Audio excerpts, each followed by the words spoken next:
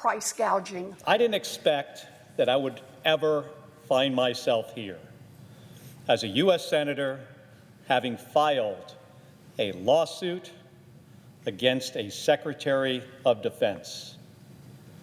When I graduated from the United States Merchant Marine Academy in 1986 and was commissioned into the United States Navy as an ensign, I swore an oath to support and defend the Constitution against all enemies, foreign and domestic.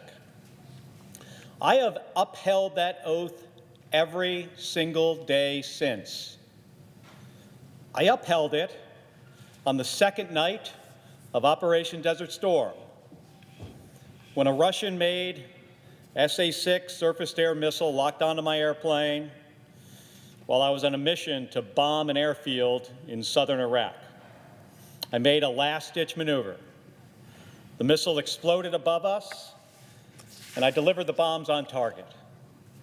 I upheld my oath as a test pilot, logging hundreds of flight hours, pushing aircraft to the limits to make sure that our pilots had the best aircraft and systems to use in combat.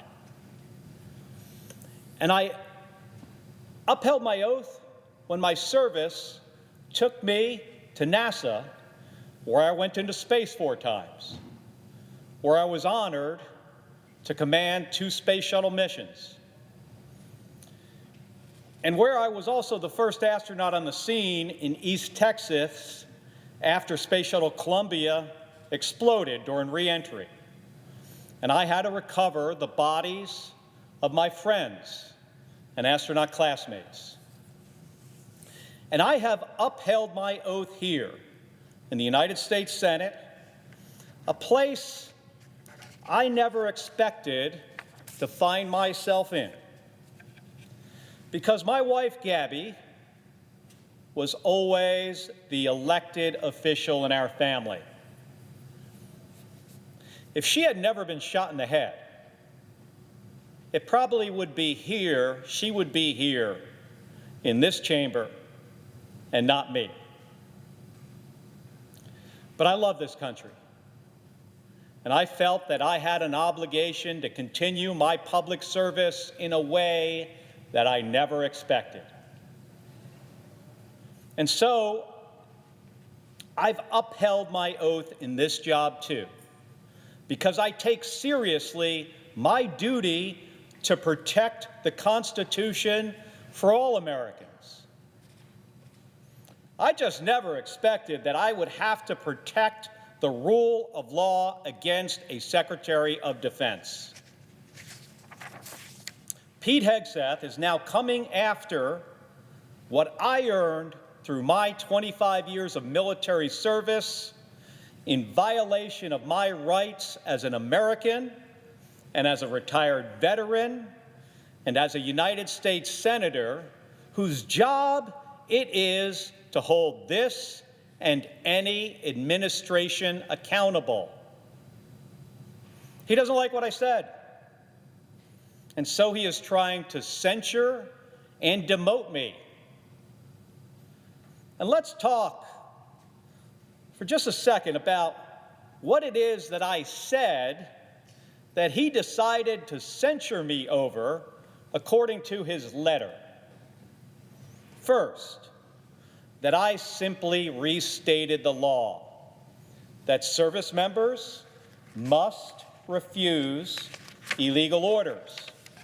Somehow, restating the law is now against the law, according to Pete Hegseth.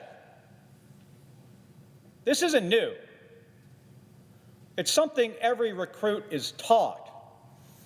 It's something that Pete Hegseth himself has said repeatedly, including specifically about this President and Commander-in-Chief Donald Trump.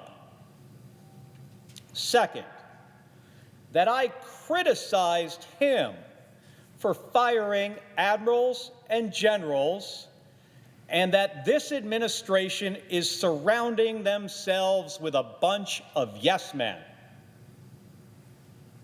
Let me repeat it here right now.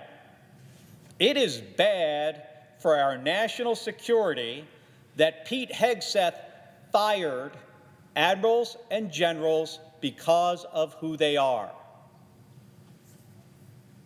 And a bunch of yes men, well, that's bad for any organization. Lastly, he is censuring me because I've raised concerns about his actions and military operations. Well, that's my job. I have every right to say these things as an American, as a retired service member, and as a U.S. Senator, and especially as a member of the Armed Services Committee whose duty it is to provide oversight over the Department of Defense. Pete Hegseth's unconstitutional crusade against me sends a chilling message to every retired member of the military. If you speak out and say something that the President and Secretary of Defense doesn't like, you will be censured, threatened with demotion, or even prosecuted. Every service member knows that military rank is earned, it's not given. It's earned through the risks you take, the sacrifices you and your family make, the leadership you display, and the respect you earn from the superiors who recommend you for promotion. After my 25 years of service, I earned my rank as a captain in the United States Navy. Now, Pete Hegseth wants even our longest-serving military veterans to live with the constant threat that they could be deprived of their rank and retirement pay years or even decades after they leave the military just because he or another Secretary of Defense or a president doesn't like what they've said. If Pete Hegseth succeeds in silencing me, then he and every other Secretary of Defense who comes after him will have license to punish any retired veteran of any political persuasion for the things that they say.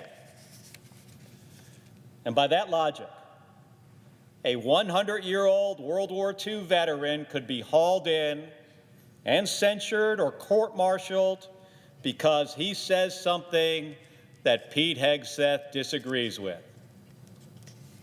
That's wrong. It's not the way things work in the United States of America, and I will not stand for it. Because our freedom of speech, the separation of powers, and due process are not just words on a page. They are core principles of our democracy. When we say we have an obligation to protect and defend the Constitution, this is exactly what we are all talking about. It's this. Because that oath that I spoke about earlier, it should sound very familiar to other folks in this room, because it is the same one that every member of the United States Senate has taken. For 250 years, we have been the greatest democracy the world has ever seen because patriotic Americans have been willing to stand up for not just their own rights, but for the rights of all of our fellow citizens. That continued resolve is what will decide if our democracy lasts another 250 years. That's why today I filed a lawsuit against the Secretary of Defense to protect my rights, the rights of retired veterans, and the rights of all Americans.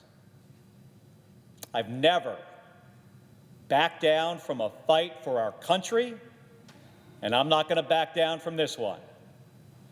Thank you, Madam President, and I yield the floor.